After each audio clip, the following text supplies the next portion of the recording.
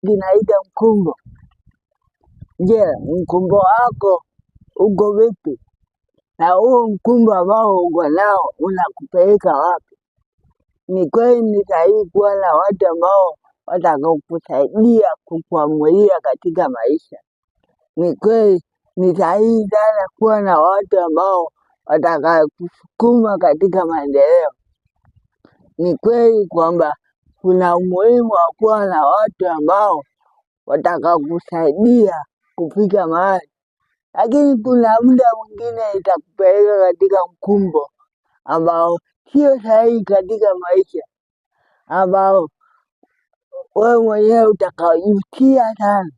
Na ukijutia kuwa katika rika hilo la watu, wewe mwenyewe utakuwa unaathiriwa katika ubongo na saikolojia, ambapo wewe huwezi tembea kwa sababu hao watu uliruhusu katika maisha yako kukuharibu.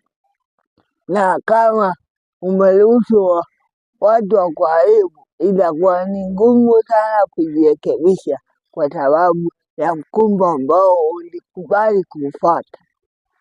Kwa sababu hiyo, mkumbo huo ambao ambao uliamua kufuata, ndio ambao unakutayarisha matokeo mabovu katika maisha.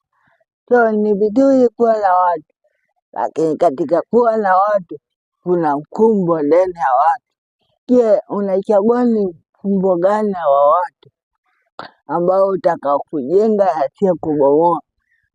Kuwa na watu wengi sio sifa, lakini kuwa na watu ambao wana manufaa katika maisha itakusaidia sana kutokana na mkumbo.